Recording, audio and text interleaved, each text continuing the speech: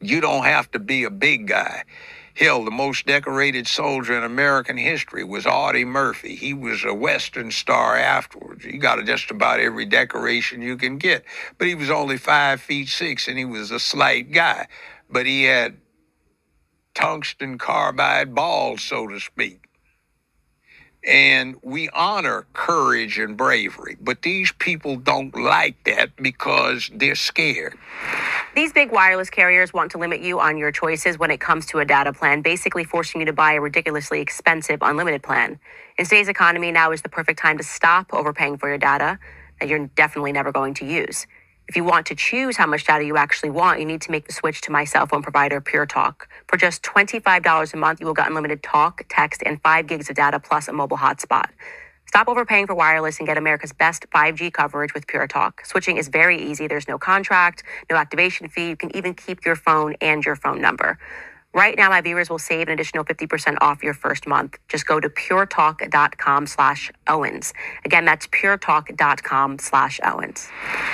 I think that's just been honestly one of the truest callings of this podcast is really saying to people, we need to bring back traditional masculinity. We need to bring back traditional femininity. We need to bring back courage. We need to have people stop being so fearful. The thing that they don't want to confront, really, our predator, so to speak, right now has become the government. You know, you have people who are scared of being called a name, scared of being called a conspiracy theorist, scared of being called a racist, a sexist, a misogynist, an anti-Semite, whatever it is.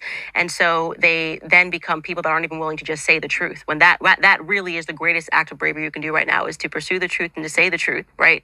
And so I think that that's a perfect place, like when it comes to this entire investigation that we've done into Kamala Harris, is being willing to stand up to the media narrative. This is some black woman, because really what they're looking to do is just re-enslave black people, or continue to enslave black people. That's exactly it. Exactly. Continue to enslave black people by this idea that we need to be tribal to people that aren't even black, right? And so I do want to encourage people that are watching this to really consider the themes that we're talking about today.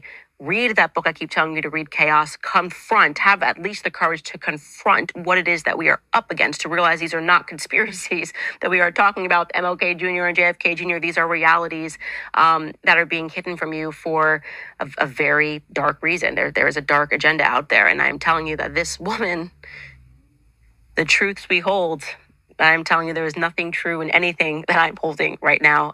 This is a very scary person. This is a person that is if you are willing to lie about who you are, right? Something so basic like who you actually are.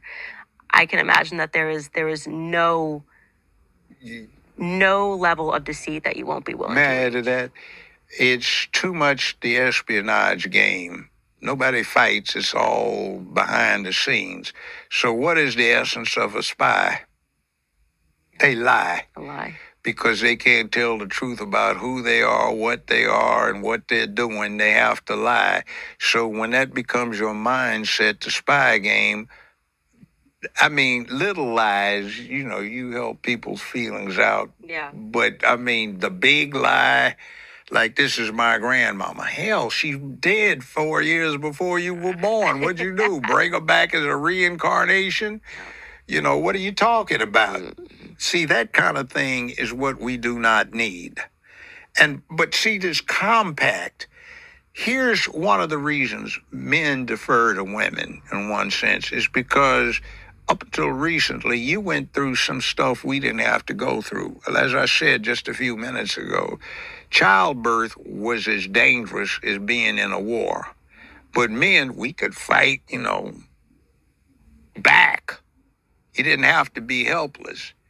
We could fend off death as well as fight to administer death.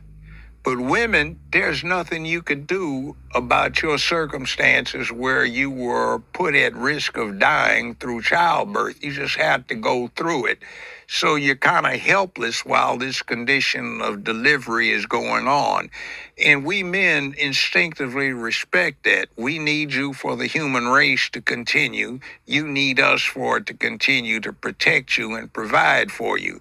So there is this acculturation thing that says, when the Titanic goes down, ma'am, you and your child have my seat on the lifeboat. I'll die because you are a resource. I'm expendable.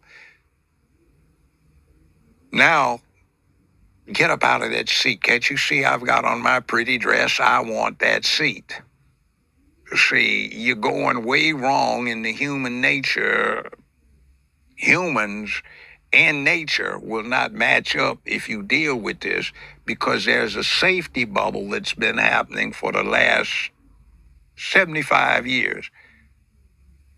77, 78 years since World War II ended. We're just relatively safe in the United States. You don't have to worry about natural disasters that much. You don't have to worry about a horde sweeping through and taking you out until just recently. But you had to train the boys from infancy up so they'd get up out of that lifeboat seat, give up their safety for a woman and her child. You see, that's a very hard thing to do, to say, I'll die. And we have to do that. And meanwhile, something else is going on, and I wanted to touch on this. I know we're probably running out, but I'm here as long as you want me. But anyway, it's this other thing. What is the purpose behind this open border? There's an interesting thing about American law. Certain things are in the Constitution, and certain things are left up to the Constitution as applied by Congress through its laws to effectuate the Constitution. That's Article 6. Now, one of those has to do with how we set our situation up.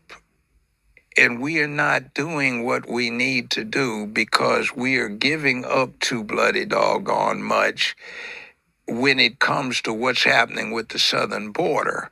Here's what can happen under American law as it exists. One, the president has absolute powers of pardon or commutation, beyond question. Since he's also the chief diplomat, same thing about the classification of documents, the president can say, all right, I'm declaring that effective 2021, that everyone that came in here is entitled to asylum as a political refugee. We can't distinguish where these people came in because we didn't keep records. So anyone that came in from 2021 is in an asylum situation. Do you think that's what Kamal is going to do? Wait a minute, hold on. Let me give you the rest of it. Under American law, if you are a refugee or you're granted asylum, you automatically become a citizen in 5 years from the point where your entry is effectuated. You don't have to go through the classes. You don't have to take the test. You become automatically a citizen and you can vote. All of these illegals are going to the battleground states. So when the midterms hit 2027, all of these people would have been citizens for a few months and can vote. So this would allow the Democratic Party to effectively become the only effective party, because now they stuffed these states with 50, 60 million people who have crossed the border. Also, the electoral votes are based on the census, and they include them no matter what in the population. Yeah, and that's why something else. I filled out 6 censuses forms as an adult. And this last one in 2020 was the first and only one. They didn't ask me my citizenship status, nor the status of my parents.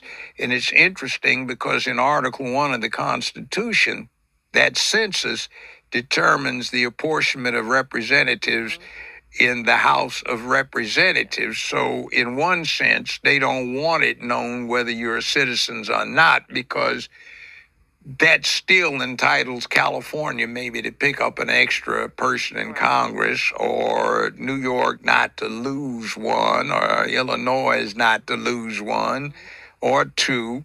And then the other one is if you can pull this off, all Harris would have to do is say, hey, I'm declaring that this starts from 2021 when the first batch started coming across the border heavily, which means in 5 years is 2027. The midterms, they can vote, so now we control everything. So we get to impose our rainbow cult on the country, which is the new faith, which has no character. Anything goes because we're selfish. We don't give a damn about tomorrow. We are ruthless, and this is what we want. Yeah, well, I can say without question, I am very awake to the rainbow cult, getting myself into a lot of trouble speaking about that. And hopefully the conversation that we have will get other people to realize like what it is exactly that we're talking about. The sorts of people that you really don't want to have power and who are being given a lot of power right under our nose. Yes. Yeah. And so look, we're a few days out from the election, you guys. We've covered a lot of topics today. Very much probably going to get a lot of headlines and a lot of hate for it.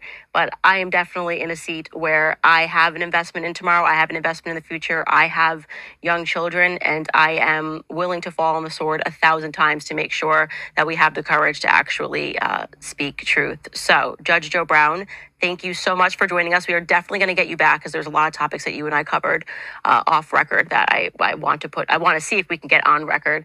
You guys, thank you so much for joining us.